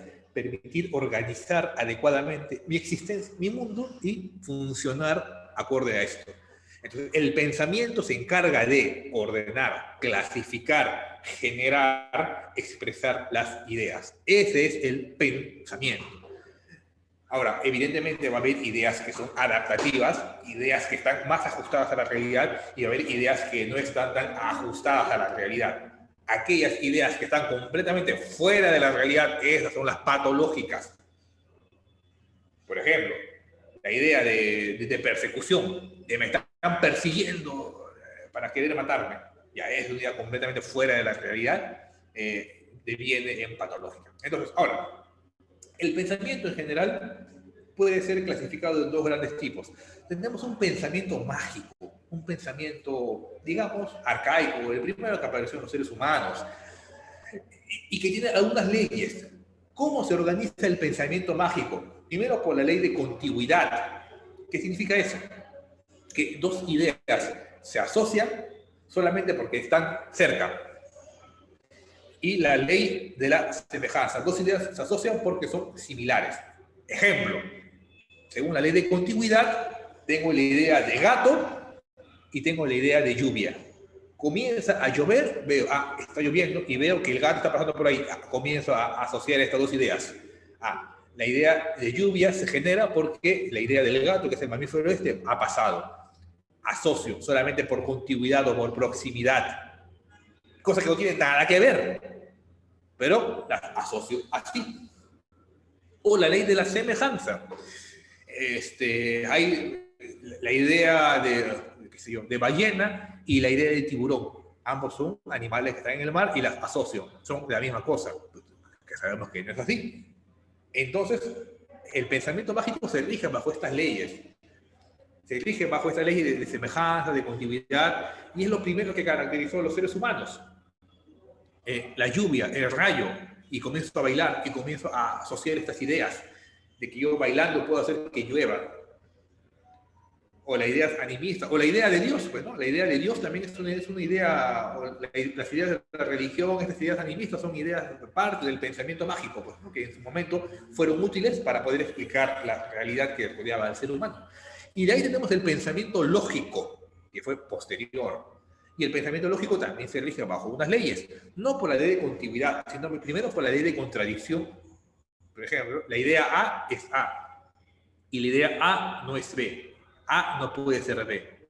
Ley básica de principio, ley de contradicción. Un gato es un gato. Un gato no es un perro. Un gato no puede ser un perro. La ley de pensamiento lógico, la ley de principio de contradicción. Y ahí tenemos la ley de causalidad, de causa-efecto, que va en contraposición con la ley de continuidad. Entonces, la ley de causalidad dice, ¿cuál es la relación causal específica o adecuada que hay entre estas dos diferentes ideas?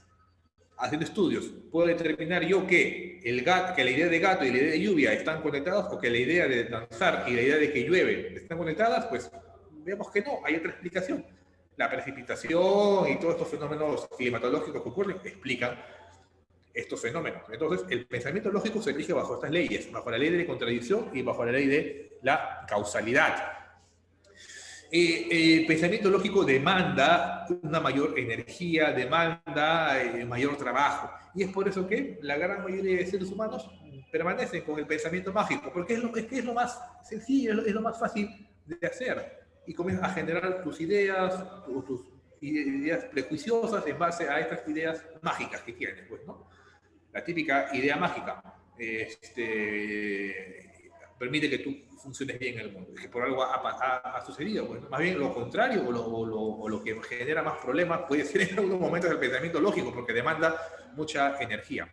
Pero bueno, entonces ya vemos cuál es el pensamiento. El pensamiento, entendámoslo, mire, metafóricamente como un río, o como un camino, como un sendero. El río tiene primero la forma, el contorno, cómo se mueve el río, por dónde va el río. Y también hay un contenido, qué es lo que hay dentro del río. Puede ser un río que tenga una forma recta, adecuada, pero dentro haya basura. O puede ser un río que sea claro, muy, muy bonito, pero un camino sinuoso. Igual pasa con el pensamiento. El pensamiento hay que entenderlo desde su forma, cómo discurre, cómo avanza el pensamiento y el contenido del mismo. Entonces, el curso del pensamiento, ¿qué es lo que hay que ver? Y esto es muy importante porque, nuevamente, las alteraciones del pensamiento no solamente ocurren en patología mental, también ocurren en la población aparentemente sana. Si no recuerdan los últimos debates de los candidatos, y van a ver que hay marcadas alteraciones tanto del curso como del contenido del pensamiento, pues, ¿no? Entonces, ¿qué es lo que caracteriza al curso del pensamiento? Primero, una idea directriz. Tiene que haber una idea que dirija todo lo que yo quiero transmitir. Ese es un pensamiento adecuado. Que yo me siento a hablar contigo, que yo me siento a dar una clase con una finalidad, con una idea que va a ir dirigiendo todo lo que yo estoy expresando. Cuando no hay una idea directriz, cuando yo no sé de qué diablos voy a venir a hablar acá, pues me siento y comienzo a hablar, no sé, de mi pasado, de mi vida, de mis amores, y no sé qué tanta cosa más, pues, ¿no? O sea, no hay una idea que dirija lo que yo quiero transmitir. ¿Ya? Hay que darse cuenta de eso. Segundo, ¿cómo asocio las ideas? Es un pensamiento normal, hay una idea, y las comienzo a asociar porque son ideas similares. Yo no puedo estar acá ahorita hablándole de las ideas, del pensamiento y lo demás, y de acá, de un momento a otro, comienzo a hablar qué sé yo, de los dinosaurios. Y digo, los dinosaurios se clasifican en los sauriquídeos y ornitisquídeos, y por la forma de su pelvis, y no sé qué más. No tiene nada que ver con lo que estoy queriendo comunicar ahora, pero puede pasar, pues, ¿no? Deben haber tenido algunos docentes, amigos, compañeros, no sé, que se pierden, pues, ¿no? En divagaciones, no asocian adecuadamente las ideas. Tercero, ¿cómo es la continuidad del pensamiento? Si, además de cómo asocio estas ideas adecuadamente, yo doy mi pensamiento, viene la réplica de la persona y yo continúo dando lo que yo quiero transmitir. O sea, hay una continuidad en el pensamiento. Y finalmente, la velocidad del ritmo. Porque yo puedo tener la idea adecuada, la asociación adecuada, el continuo adecuadamente, pero hablo a trompicones, hablo rápidamente, o el pensamiento está muy acelerado, o va muy rápido. Evidentemente eso va a dificultar que la otra persona entienda. Entonces, esas son las características básicas que tienen que evaluar o que tienen que ver en todo pensamiento. Son las características de la forma, cómo discurre, cómo avanza el pensamiento. Vamos a encontrar alteraciones en cada una de estas. Por ejemplo, tenemos trastornos del curso de tipo positivo, o sea que hay bastante. Hay el descarrilamiento, la tangencialidad, la circunstancialidad, incoherencia, ilogicidad, presión del habla, asociaciones fonéticas y fuga de ideas. Y los de tipo negativo, porque hay un defecto, la alogia, pobreza del lenguaje, pobreza del contenido del lenguaje, el pensamiento se bloquea o demora en dar respuestas, o el pensamiento es repetitivo en uno solo, perseverante. Veamos cada uno de ellos entonces. Primero tenemos las asociaciones laxas. ¿En qué consiste esto? Tengo una idea, estamos conversando, doy una idea y la siguiente idea que yo quiero transmitir o que yo quiero asociar no tiene mucho que ver con lo que yo estoy transmitiendo inicialmente. Las asociaciones de la idea se hacen muy laxas, muy superfluas. Se pasa de una idea a otra relacionada con la anterior, aunque de manera lateral. Por ejemplo, cuando le preguntamos a una persona, ¿de dónde es usted? De Chosica. Ahí hace mucho sol. Y en verano me pongo moreno. Los morenos tienen más melanina en la piel. Debería prohibirse la caza para conseguir abrigos de piel. O sea, ¿te das cuenta cómo las ideas Chosica tienen que ver con el sol? Porque ahí hace sol, evidentemente, claro que sí. Pero en el sol hay verano, en el sol de verano se pone moreno, ya, tiene relación. Ahora, el moreno tiene que ver con la melanina, también, con el cáncer de piel, también. Y las pieles, pues, deben prohibirse también. Pues, ¿no? O sea, aparentemente hay una relación, pero si se dan cuenta es una asociación laxa. Y la primera idea no tiene nada que ver con la última idea. ¿Qué tiene que ver con que eres de Chosica, con que debamos prohibir los abrigos de piel? ¿Me entiendes, no? O sea, las ideas se asocian de manera laxa y puedes acabar diciendo una cosa que no tiene nada que ver con la idea inicial. Cuando te preguntan, ¿de dónde eres? Yo soy de Chosica, de la carretera tal, avenida tal, y vivo en este asentamiento tal, y el número de mi casa es este. Punto, se acabó. He transmitido la idea puntualmente directriz de lo que quiero transmitir. A mí que me interesan divagaciones de cómo es Chosica, del verano, del color de la piel y de los abrigos y no sé qué tanta cosa más. Entonces, pueden ocurrir estas asociaciones laxas. Por eso es muy importante que ustedes tengan conocimientos básicos de lógica, de filosofía. Y ahí tú te vas a dar cuenta cuando una persona habla, si lo que te está diciendo es lógico o no es lógico, cómo asocia las ideas. Y si tú te das cuenta que estás conversando con una persona que no asocia adecuadamente las ideas, pues, ¿qué haces tú gastando tiempo conversando con alguien así? Pues, ¿no? Entonces tenemos una idea, se rompe, otra idea, sigue, se rompe, y otra idea sigue. Se pasa de una idea a otra idea, que aparentemente tiene conexión, pero la idea directriz no existe. Se asocia laxamente. De ahí tenemos la tangencialidad. ¿En qué consiste esto? Esto es pregunta-respuesta. Te pregunto algo y tú me respondes algo que no tiene nada que ver con lo que estoy preguntando. También conocido como para-respuesta. Entonces la persona es incapaz de asociar pensamientos en relación a una misma línea directriz. Responde divagaciones sin que la respuesta guarda relación directa con la pregunta formulada. Lo que pasó ayer, pues, ¿no? Un candidato que se puso tangencial, pues, ¿no? Preguntaba una cosa y decía algo que no tiene nada que ver. En el ejemplo anterior, ¿de dónde eres tú? ¿De dónde procede el paciente? ¿Dónde vives? Mi padre se llama Pedro. No tiene nada que ver con lo que te he preguntado. Una respuesta tangencial. Entonces, tú preguntas A, hay que llegar a B, pero te vas por otro lado. y nunca llegas a responder la pregunta. Pensamiento tangencial. Ahora, hay también el pensamiento circunstancial o prolijo, en el cual yo te pregunto A y a diferencia del tangencial, que nunca llega, en el prolijo sí llegas. Te pregunta A y tú me respondes lo que yo quiero preguntar, pero para responderme esto me das una serie de explicaciones y de circunstancias que no vienen al caso, que simplemente la respuesta era sencilla, pero tú le das vueltas a un mismo asunto. Esa es la circunstancialidad, en el cual hay una dificultad en el proceso de selección de lo fundamental respecto de lo accesorio. Lenguaje coherente, o sea, está bien, pero tiene detalles muy irrelevantes. Te pregunto A, tú me das una serie de cosas, de datos adicionales y recién llegas a B y me sigues dando datos adicionales que no vienen al caso. Ejemplo, qué sé yo, pues, ¿no? ¿Qué te pareció la clase? La respuesta es sencilla, me pareció una clase adecuada, coherente, bien organizada, estructurada, o me pareció una clase mala, no estructurada, que se puso a divagar el profesor, pero es una respuesta puntual. En cambio, si te pregunto, ¿qué te pareció la clase? Bueno, a mí la clase me pareció adecuada. El problema fue que yo tuve alguna dificultad para conectarme a la internet porque Telefónica no está distribuyendo adecuadamente la conexión a internet. Tuve que abrir mis datos, prender mis datos, gastar mis datos y como sabes no estoy en una situación económica que sea muy favorable. Tuve que pedir inclusive a mi hermana que me diera algunos megas para poder entrar a la clase. Ya una vez dentro, lamentablemente llegué tarde, pues eso me impidió poder entender todo lo que se dijo desde un inicio. Algo similar me pasó en la clase antepasada, en la cual también tuve estos mismos problemas. Yo voy a quejarme ante la Telefónica, ante la UTRAM, ante la entidad correspondiente, porque no puede ser posible que siga teniendo estos problemas de internet, por más que yo pago, yo soy un buen contribuyente, yo pago mi internet, yo pago por mi educación, pero no me da una educación de calidad. ¿Qué he dicho? He dicho que la estaba bien, pues, ¿no? Pero como es que no tienen todo.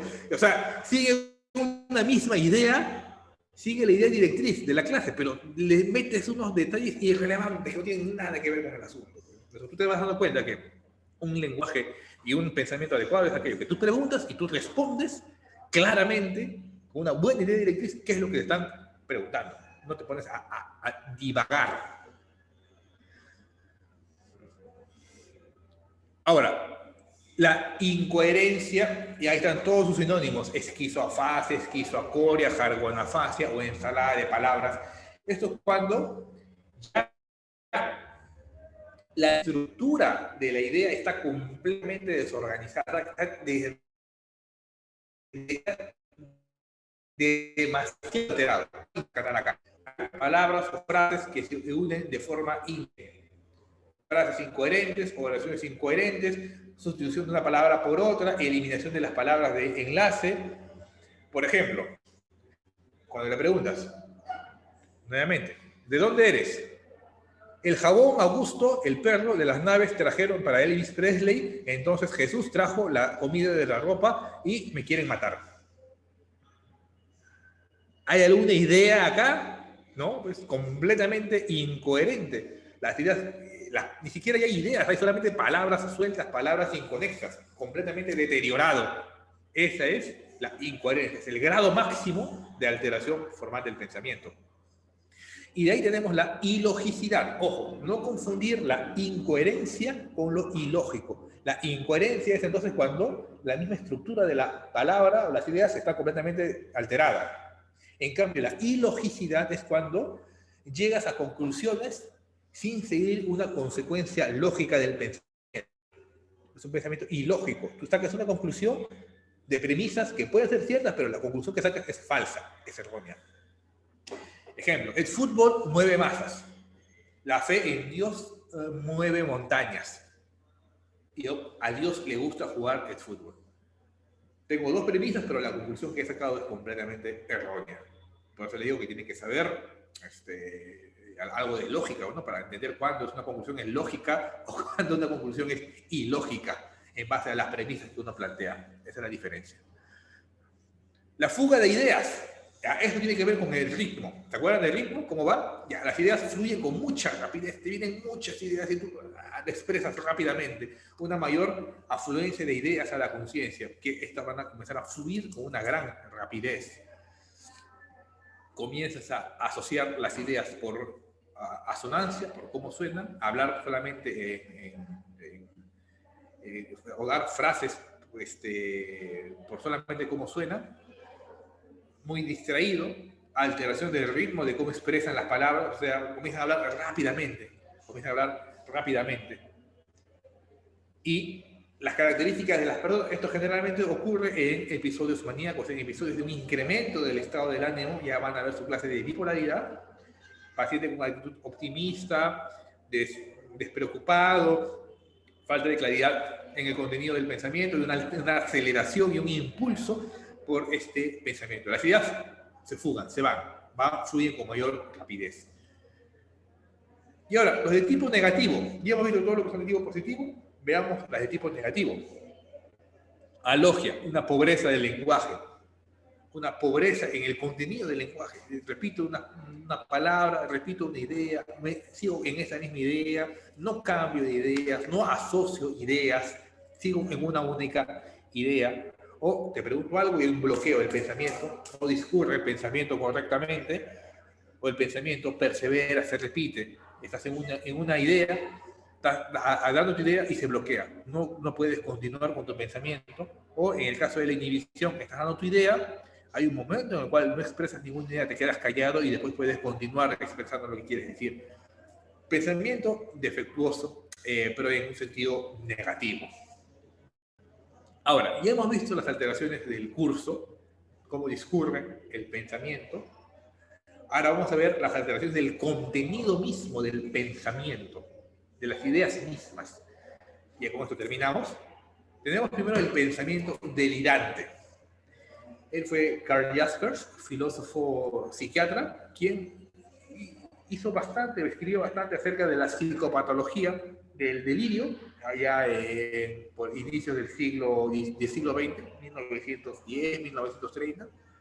Escribió bastante acerca del pensamiento delirante. ¿Cuál es la característica del pensamiento delirante? También conocido como delusión. Delirio y delusión son sinónimos. Solamente es un tema de traducción. Delirio viene del francés, del délire, del delirante, y delusión, delusion, en términos anglosajón, pueden ser entendidos como sinónimos. Acá en Perú se utiliza más el concepto de delusión, en otros países se utiliza más el concepto de delirio, como una alteración del pensamiento, una alteración de las ideas. ¿En qué consiste?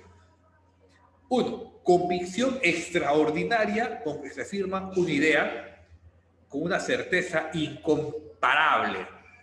Estoy convencido completamente de que lo que creo es cierto. Y esta idea no es influenciable por la experiencia, por más que tú le des evidencia, va a seguir creyendo esa idea. Y que el contenido ciertamente puede ir desde completamente imposible hasta un contenido plausible. Un ejemplo, lo que les dije anteriormente, pues, ¿no? Estoy convencido de que los comunistas nos van a invadir y vamos a ser destruido el país. Y por más de que tú les muestres evidencia de que no, de que una cosa es comunismo, otra socialismo, y de que depende de cada contexto, depende de cada país. No, yo sigo creyendo que el comunismo va a destrozar el país. Un pensamiento delirante, una idea delirante, pues, ¿no? O otro ejemplo, estoy convencido de que mi esposa me está engañando. Y estoy completamente convencido de esto, una certeza clara. Y por más de que tú le enseñes, no, pero mira, tu esposa se va a trabajar, tu esposa viene a esta hora, no tiene tiempo para irse con otra persona, te atiende. No, sigo estando convencido de que me engaña.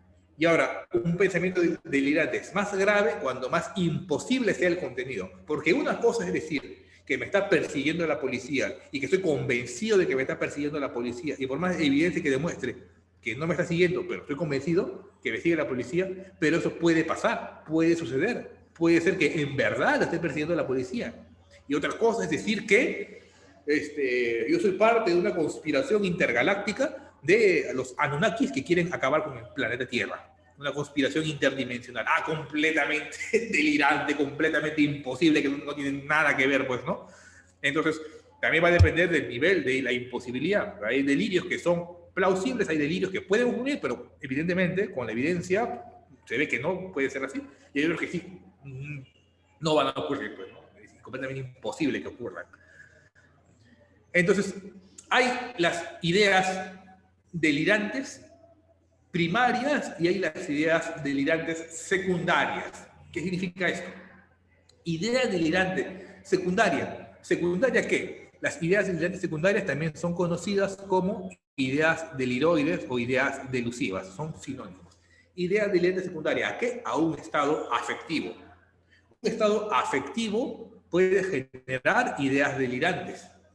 Ejemplo, estás tú enamorada de un chico, pues, ¿no? de tu universidad, tú lo quieres, tú lo amas, y la emoción base es el amor. Pero esta emoción base puede hacer que comiencen a aparecer ideas delirantes. Ejemplo, mi chico es mi novio es el más guapo de todo el salón. Bueno, no habrá mucho que elegir, ¿qué será? Pues, ¿no? Ya, pues, dejémoslo ahí, pues, ¿no? Puede ir complicándose más. Mi enamorado es el más guapo de todo San Marcos. Ah, no, ¿qué te pasa? Ya estás mal, pues, ¿no? Hay chicos más guapos también, pues, ¿no? Míralo, va. El amor le hace decir eso. Puede complicarse aún más, puede hacerse más grave. Mi novio es el estudiante de vida más guapo de todo el Perú, de todo el planeta, de toda la... ¿Te das cuenta cómo va incrementándose la intensidad? Pero todo en base a una emoción, que es el amor. Por ejemplo, ¿no? El gusto por el fútbol, ¿no? La Alianza es el mejor equipo de la primera división. Y tú puedes señalar, pues no, mira, esa división, para poder seguir jugando, un equipo, qué sé yo. No, es el mejor equipo. Ya, bueno, es tu pasión, se entiende tu idea, pues, ¿no?